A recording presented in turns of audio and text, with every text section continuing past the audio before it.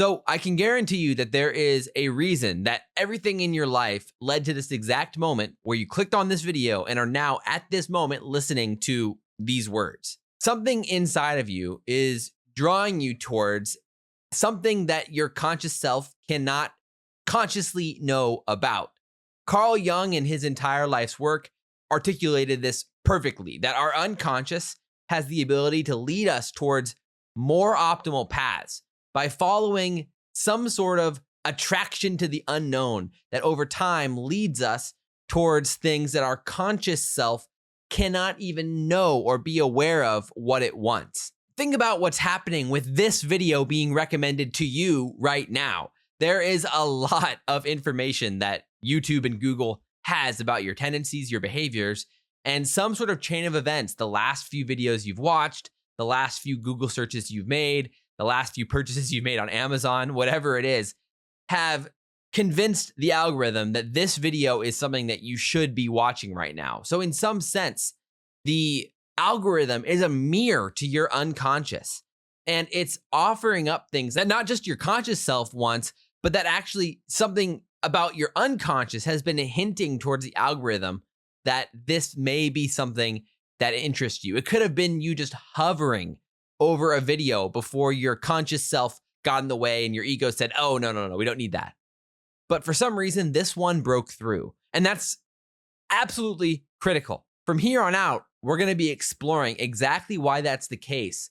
And interestingly enough, John Vervaeke, his entire life's work points to this idea that somehow our brain goes from all possibilities, everything that we could be focusing our attention on.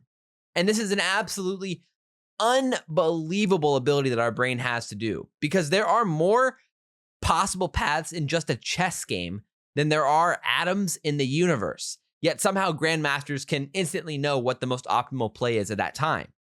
And in the same way, somehow you're watching this video right now because in some sense, your entire life, all possible things you could be spending your time on, all the things you could be paying attention to right now, not just the other videos on this website or on this app, but all the things going on in the world, in your life, in your body, in your mind. I mean, it could be the sensation of the carpet against your feet, or the temperature of the room, or the sounds coming out of the window that are just in the distance, the sounds of the highway, or birds chirping somewhere, or a million different things about the past or the future, or what could be happening right now, or what the most optimal thing for your attention to be focused on right now could be. There's literally infinite amounts of combinations. And your ego is always trying to figure out what's most optimal for me right now.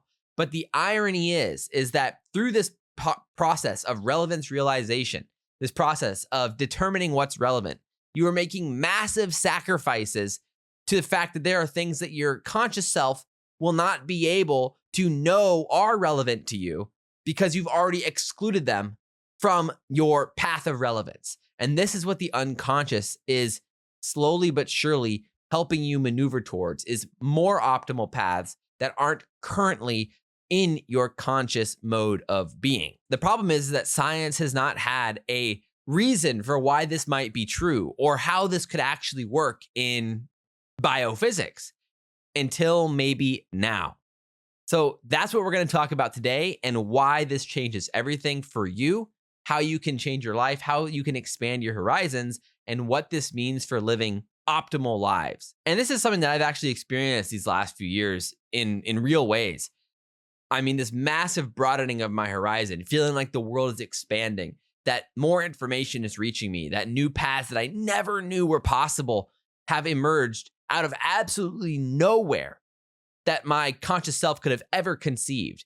And in some way and somehow, the unconscious was maneuvering in the background, you may say, that allowed for these unbelievably incredible opportunities and new way of orienting towards life to manifest. So before we get into the core mechanics here, there is something that makes this absolutely vivid, and it's worth talking about. And that's a frog. So on the surface, it may make no sense why we're talking about frogs. Why is this relevant to us right now? Why am I laying in my bed learning about frogs right now? But trust me, this is going to make a lot of sense in a second. Think about this. A frog could be surrounded by flies that just died. dead flies that literally just died 10 seconds ago, and you put them into a case, and the frog will die of starvation in that container, surrounded by flies that just died, surrounded by food that it could be eating to live a more fulfilling, beautiful, vivid life, that the life that the frog could be living, the more optimal life for the frog. But this is the thing. I mean, the photons are bouncing off the flies and into the frog's eyes here, but the frog has no ability to perceive and understand or realize or determine it relevant that these dead flies are just as much food as flying flies. And this is because the biophysical mechanisms of the frog's eyes and its perception have evolved to identify and perceive flying flies as food and something that it can utilize for survival. But for whatever reason, it never learned that dead flies could be valuable as well. And so it's missing out on a whole nother way of living that could enable it to survive in a whole new way, be in a whole new way, live a more optimal life. And yet it cannot see it because of the filters and the structure that are baked into its being.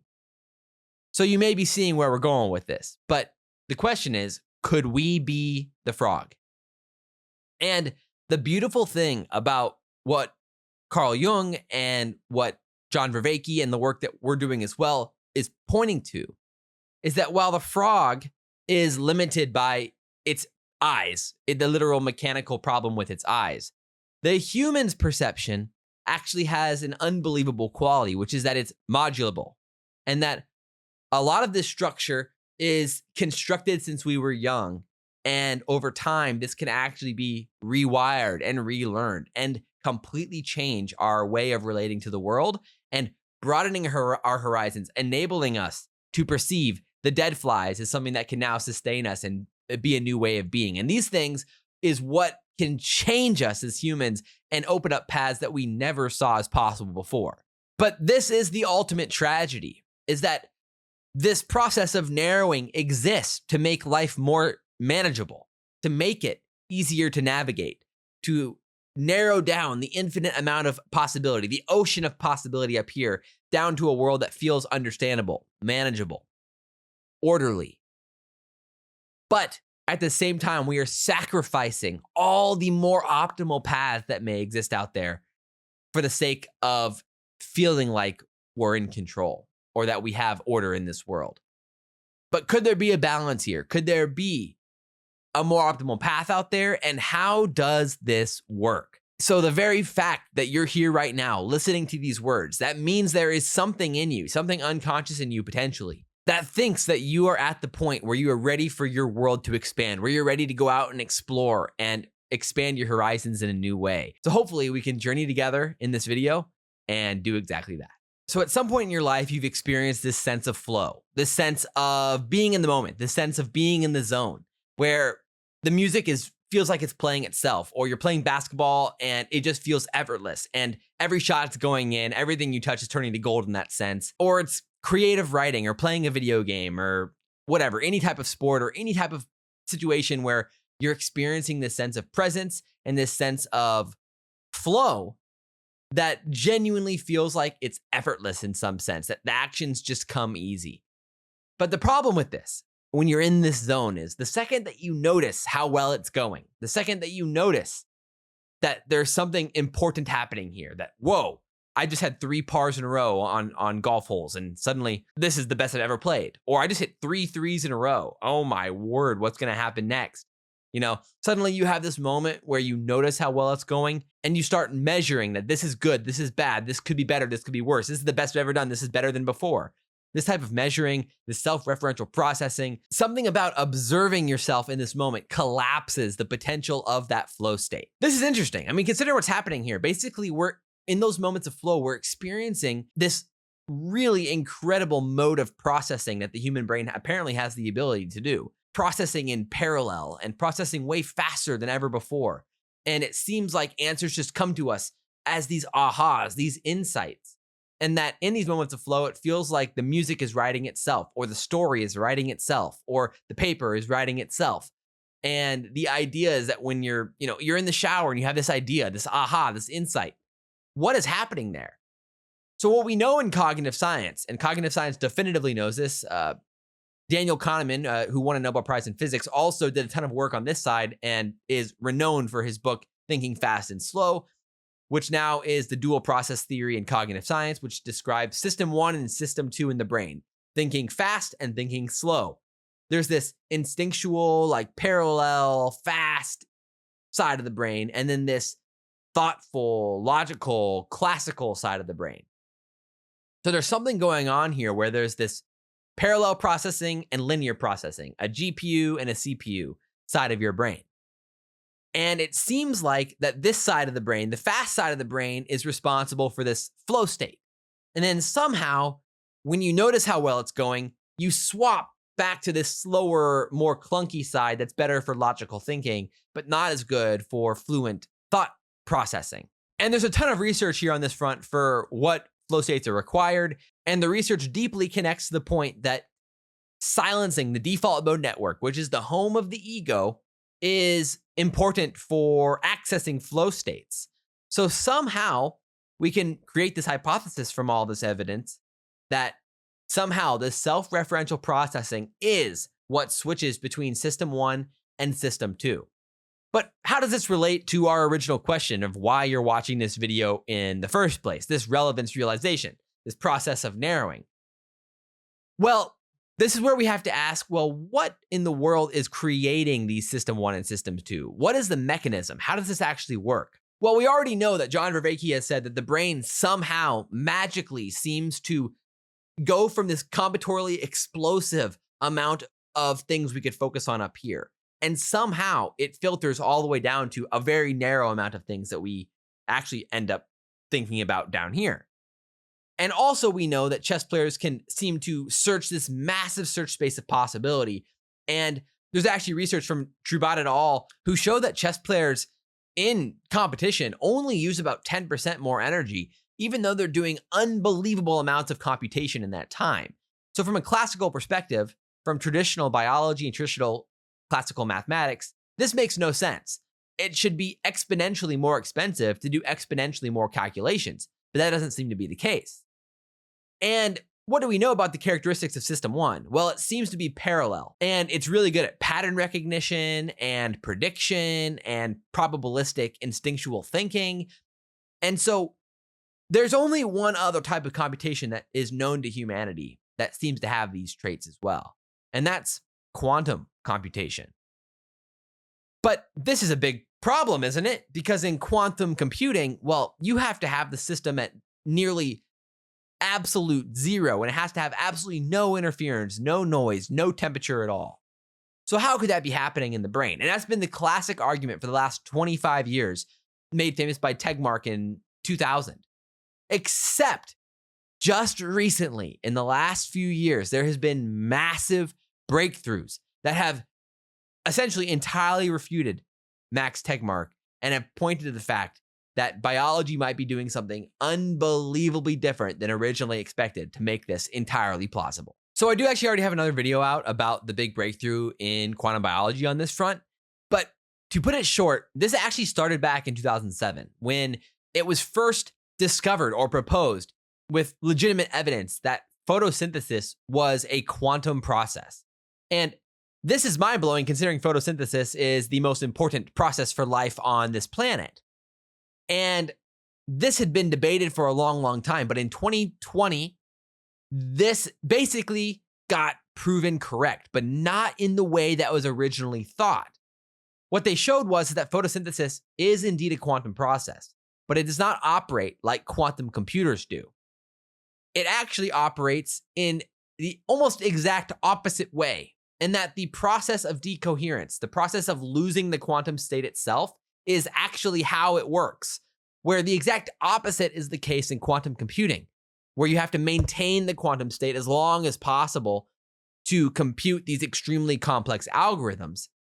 But biology found a way to transfer energy and utilize quantum processes that were extremely short and actually utilizes the energy flow, the actual physics that guide quantum mechanics, guides the principled energy flow of photosynthesis. And this is a mind-blowing discovery. And the field of quantum biology has finally started getting funding since then. And so through 2014 to 2020, there were some legitimate discoveries and hypotheses around these ideas and how it could work in the brain. And then the big breakthrough happened in 2023 and 2024, where Carhart et al. And then Babcock et al. Found that microtubules, which are structures in the cytoskeleton inside of cells, at room temperature can be quantum coherent and can maintain coherence long enough for processes to take place. And what was important in all of these discoveries, and this is what's been found in the last few years, Nishiyama in 2024 refuted Max Tegmark, like put him in the grave, by showing that biology is an open system. And so without getting too muddied down in the quantum biology of this, the idea here is that biology is an open system. We intake photons from the sun, we intake photons from food and break them down into, through metabolic processes. And then this enables us to pump energy into the cell. And with energy pumping, and when you pump enough energy at these puny scales, this actually enables coherence to be maintained through this line of energy that gets pumped into the cell. And this lines up at the point where you can actually utilize these small little bursts of coherence to create quantum states in the brain. And this is what has seemed to become unbelievably plausible in just the last 2 to 3 years. So now considering this, I mean, it lines up unbelievably well, eerily well, with what we already know about System 1, how we think and how we believe. And when you line up the quantum cognition research, it already points to the idea that quantum processes happen inside of beliefs and inside of how our brain already works. So there's a lot of evidence on this front. So let's just assume that this is plausible at this point and we can work from there. So now think back to our original hypothesis that somehow this sense of self, the sense of self-referential processing interferes with something and switches the fast to slow thinking. Okay. Well, now we have to ask, is there evidence that what is the home of the ego, which is the default mode network, is there any evidence that the default mode network interferes with the quantum capable systems in cells? And would you look at that, there is. Panat-Sis et al. In 2023 showed that the default mode network's electromagnetic signals can actually interact with microtubules. And Wiest in 2025 then made this really visceral by showing how microtubules can actually use calcium influxes, or how calcium influxes are used by microtubules to feel basically the electromagnetic dynamics of the rest of the cytoskeleton and therefore the brain. And so these systems are already shown to be plausible, and it's a whole causal chain that we explore. Me and Jack have explored, my collaborator, Jack Dzinski, who is a biophysicist and extremely knowledgeable on this front, one of the leaders in this field. We have explored how this is a full causal chain from top to bottom, that this is actually very, very plausible. And what's happening here is that the ego is causally the switch between coherent processing system 1 and classical processing system 2. And that's what's happening in this scenario. So this is why we had to build out this baseline, because without the brain being quantum and being a thermodynamic open system, it would not make sense how the brain can constrain and put up barriers that create this process of relevance realization. And for understanding why exactly your unconscious has to be what guided you to this video. So we're getting there, trust me. But now the idea here is that the default mode network is extremely energy expensive. And again, think about what the brain is. The brain is energy. The whole body is energy. Everything is made up of energy at the end of the day. I mean, E equals HF is what Max Planck found in 1900. Energy equals H times F, which means that energy equals the frequency of H's. And I have another video that describes what H is, because this becomes extremely important for understanding, well, what is energy? And from that allows us to understand what photons are. And then from that, you can understand how energy transfer matters for informational transfer as well. So all of this to say is the brain is an open biological thermodynamic system. The power and the energy is what matters here. And this becomes extremely interesting when understanding how much of the energy the brain uses. The brain utilizes 20% of the body's energy, even though it's only 2 to 3% of the body's mass. So this is an insanely dense energy organ already. And then the default mode network, the sense of self, the sense of ego, the sense of our meaning in the world, where our beliefs and our orientation to the world exist, actually utilizes 40% above baseline already in the brain. So therefore, the default mode network is extremely energy dense versus even the brain itself, and especially versus the rest of the body. So now that we have all of this in place from the quantum side, it's important to understand what a quantum state is. So what happens when you collapse a quantum state? Well, quantum states are like spheres. So basically, every angle inside the sphere from the center is a potential state. So instead of there just being a 1 or a 0, it has infinite amounts of potential outcomes. Where with a coin, it could be heads or tails. Well, a sphere, a quantum sphere state, is a sphere. So all of the inside orientations of this angle could be a potential outcome.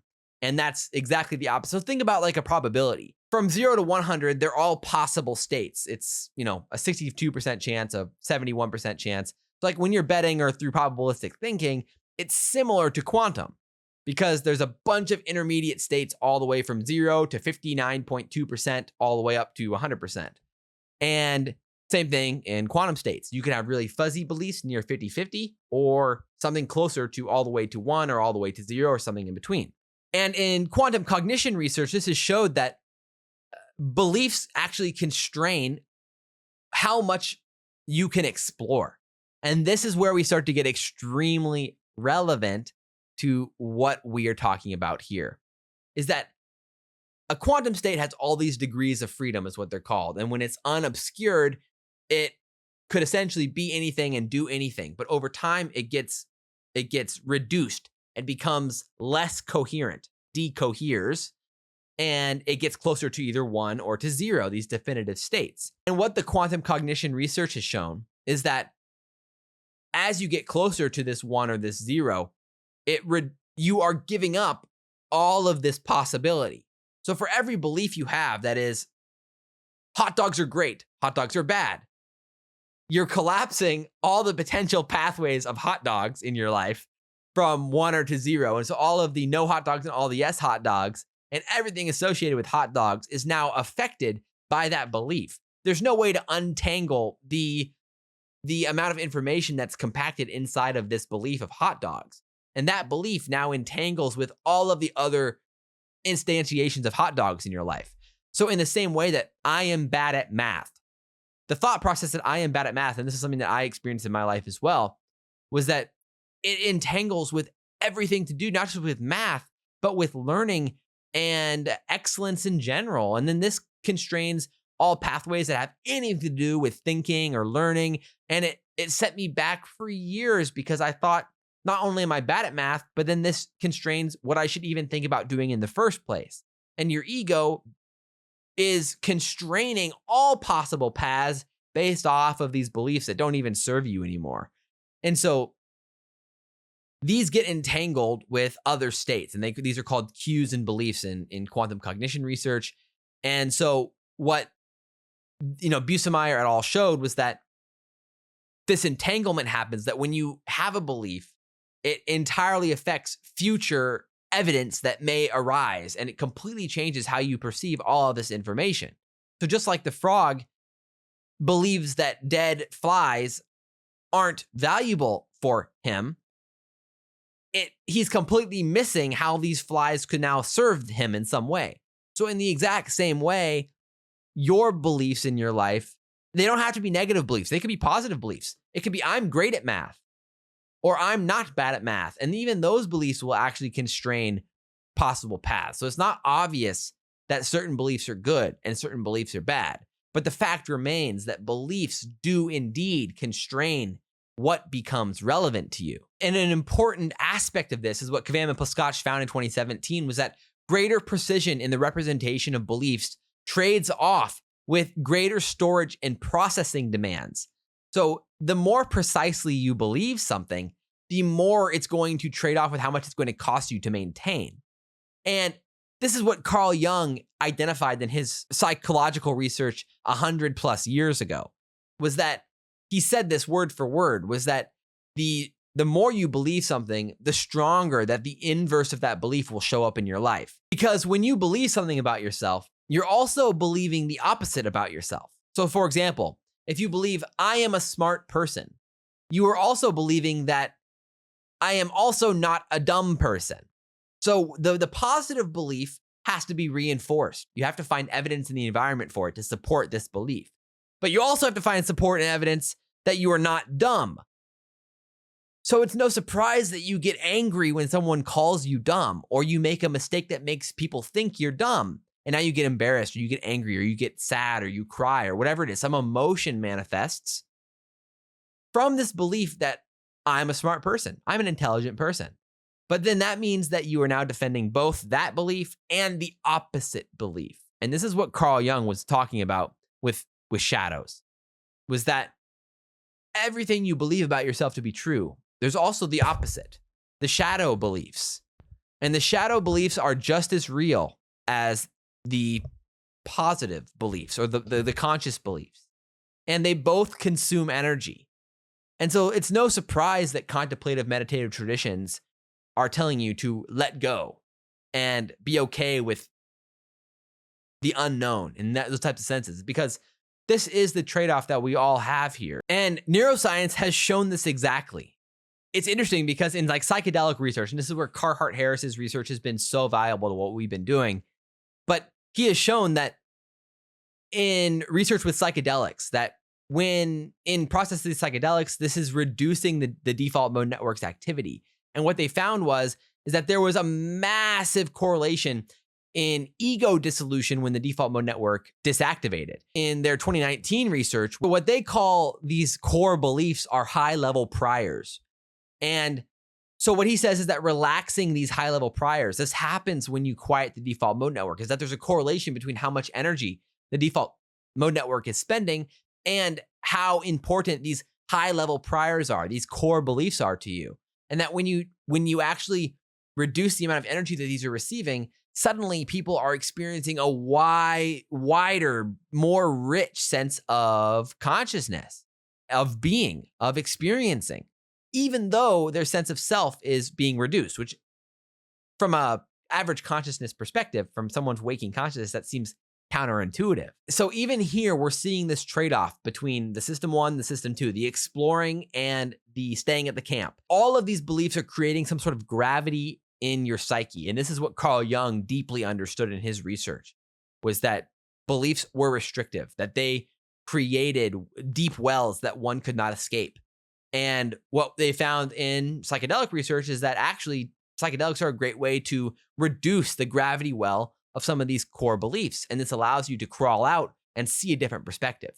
And these are highly correlated. And as you can see here, Jung, by the end of his life, this was some of his last writing of his life, was convinced that psychic energy, which is the energy of the psyche, the brain, the mind, that it was physical, that it was energetic, that it related to physics in a legitimate way, and that it wasn't just a metaphor. And this emerged in the second half of his career, considering all of his work with Nobel Prize winning physicist Wolfgang Pauli. And so Jung was deeply embedded in the physics of it, but also in the psychology and what actually was happening in the psyche itself. And so what they're trying to say in the contemplative traditions is you need to let go of these beliefs, let go of the power of the default mode network, quiet the default mode network. And from that, it'll release your preconceived beliefs and allow you to search a wider space. And from that wider space, a more clear picture of reality will be perceived by you. So it's not really mystical in that sense. It's actually just thermodynamics. So now we can take all of this and think back to the frog again here. Unfortunately for the frog cannot change its eyeballs or its, wired in sense of perception, as far as we can tell. It does not have this ability. But humans apparently were selected to have this unbelievable ability to modulate their own consciousness in this sense. That the thing that constrains our perception and makes our lives more manageable can also be reduced consciously and unconsciously. And Carl Jung, 100 years ago, knew this, that both are important. You can do work consciously, but you also need to do work unconsciously. And this is why dreams were important for Jung, and that the unconscious would speak through symbolism in that sense in unconscious ways, because language is classical, it's linear, there's grammar to it. Quantum can't speak in language. Quantum can only speak in math, patterns, and symbolism.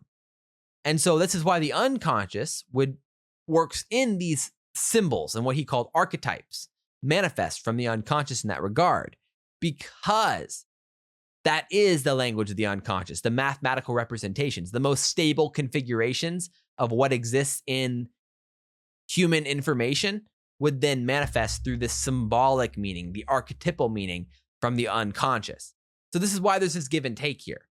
And again, for the frog, it's unfortunate, but he can't change his filters. But humans have this recursive ability to, over time, work to shape our filters, thanks to the unconscious being able to lead us and bypass our egoic filters once in a while to guide us towards what may be important for our next steps in our lives.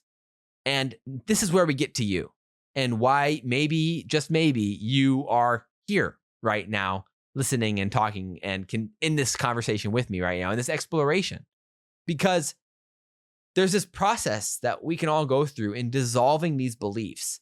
And over time, as we dissolve beliefs, we are, at the exact moment that belief gets dissolved, expanding our search space for what patterns can manifest and what pathways can open for us that would have otherwise never seemed plausible or reasonable in the past.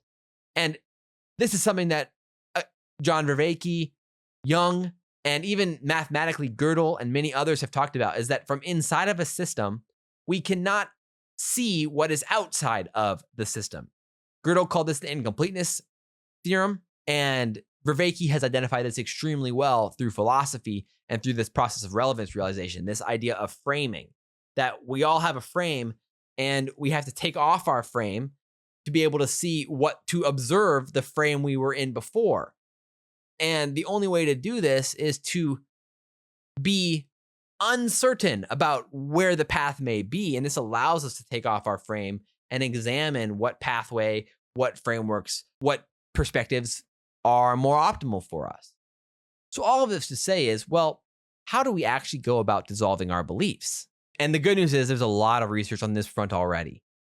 Not just the contemplative traditions, but I mean, really all religions and contemplative traditions have pointed to aspects of these ideas. This is not stating that one is more true or less true than the other. The fact is that, even Jung would say is that archetypally, many of them would be accessing the same ideas, because some aspect is true about the fundamental manifestation of reality. That if we are all accessing quantum states, then this field of quantum configurations, this informational field of quantum configurations, is what's real. And Carl Jung called this the unus mundus, of which our brains all interface with through this interfacial pattern called the psychoid. So by the end of Jung's career, he already had this exact same terminology down, and he was actually working with Wolfgang Pauli, a Nobel Prize winning quantum physicist who was one of the founders of quantum mechanics. And he worked with them for like 20 plus years on these ideas, because Jung deeply intuited that the psyche and quantum mechanics were intertwined in some way. And by the end of his career, he had this idea of the unus mundus, which now would be thought of as quantum field, all possible configurations, or the wave function in some sense. And the psychoid would be now the microtubules, the quantum infrastructure in our brains that interfaces with this quantum field. And then Jung would say that there was the archetypes and the emotional manifestation from the archetypes, the emotional charge of archetypes. And these would be the stable attractor basins that our brain operates within. And our beliefs then constrain our psyche and then create these stable basins. And through evolution and through time, humanity has selected for a range of stable basins that exist for our ego to defend our core beliefs. And Jung deeply intuited all of these ideas already, let alone the unconscious and the psyche and the shadow, which are all thermodynamic principles themselves. And so Jung deeply intuited that there was a connection between physics and thermodynamics and the psyche, but he didn't have the terminology for it until now. And so what do we find about this? How do we actually dissolve these beliefs? And when you pair this with physics, and what Carl Jung also talked about in his work, was that the idea here is that when you engage with a belief, you can't actually engage in a way that adds more value to it, assigns more weight to it. From a quantum perspective, quantum cognition, it's assigning a higher probabilistic value or energy value to it. So what do you have to do? Exactly what the contemplative traditions say to do, which is to observe the belief as it rises from the tide and then observe it fall back down. And you're essentially just removing its value. You're saying, it doesn't matter if I'm good at math or bad at math. What does that have to do about my capabilities as a person? Why couldn't I learn math? What is holding me back from understanding at least the fundamentals of math at the very least, and maybe from there, much more? It's not obvious to me that there's any fundamental reason why anyone could or couldn't be bad at math. It's really just time, understanding something that maybe you missed growing up as a kid. And that was the case for me. I missed fundamental ideas of algebra that I just did not understand. And then I basically pretended and faked my way to pre-calculus in high school. And then I got exposed when this house of cards came crumbling down. And then I labeled myself bad at math. But really all it was I missed some things early on and I never learned them. And then I went back and I was like, well, what actually happened here? And I went back and I'm like, maybe I'm not bad at math. Maybe there's something here. And then this is when the path opened up and I thought, I'm going to explore it. Why not? And from that pathway, I would have never studied math. I would have never started writing in the way I did. And I would have never came across these ideas that manifested into this book or, ended up emerging through this book at all in these insights that arose and everything else. And so just this one belief was was one piece of the puzzle, one drop in the bucket of many beliefs that over time have dissolved. And you have to notice them arise, notice these feelings arise. And then from there, dissolve these beliefs, let go of these important beliefs. And these are going to be hard to identify over time. This is where Jung knew that the unconscious was really valuable here, that emotions would signal where some of these beliefs are. When you get emotional, there's something tied to the defense of those beliefs, and there's energy connected to defending them. And these are all signals of the direction you need to start observing yourself. And in that way, over time, you can expand what pathways may become optimal for you. And from there, you go on an adventure that feels real, that feels alive, that feels meaningful, purposeful, because finally, you're engaging with reality in a way that is what Vervaeke would call recursive. It's very transjective. It's in the in-between. It's something that happens between you and the world. And this meaning manifests from this transjective relationship between you and the world as you explore, as you go out and you orient yourself to the world in new ways. And it's truly changed my life in uncountable ways. And I'm excited to hear about how it could change yours. And so hopefully this is an interesting aspect for you. And this is where my work with Jack Kaczynski and our book that we have out now is linked below. And our papers that are coming out this year are also going to be linked below once they're out. And they're discussing a lot of these ideas. And hopefully you can explore some of the other videos on this channel. And maybe this helps explain why this video was recommended to you and how we can all open up our relevance realization filters and open up the compression process that's happening, that's reducing our ability to perceive the world. And maybe, just maybe, we'll start to perceive those dead flies as something that can truly change our lives in the future. So thanks for hanging, thanks for talking, and I'll talk to you soon.